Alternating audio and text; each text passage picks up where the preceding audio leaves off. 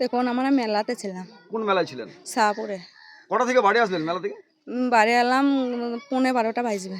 কারো ফোন পেয়েছিলেন না এমনি না, আসলেন? আমার এমনি আসছিলাম, দিয়ে ফোন পেলাম আমার ছেলে। হ্যাঁ, কি বললো? আমার ছেলে বললো কি, আব্বা আমাদের ঘরে আগুনে যে কিছু নাই, তা তোমার কথা, আমাদের আগুনের কথা শুনে আমরা দৌড়ে আসছিলাম। ছেলেটা কোথায় ছিল? ছেলেটা বাড়িতে ছিল বাড়িতে? না, ঘরে কেউ ছিল না। এসে কি দেখলেন?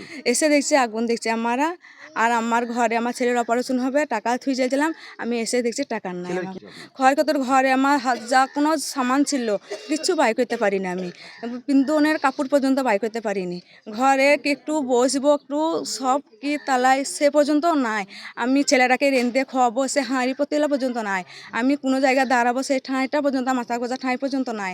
স্যার আমি কি করে আমি থাকবো, ছেলেগুনাকে লি কী করে থাকবো, আর ছেলেরাকে লি আমি কি দিয়ে রেঁধে খাওয়াবো, হ্যাঁ সেটাও আমার নাই। নগদ টাকা নিয়ে? নগদ 2.5 লাখ টাকা।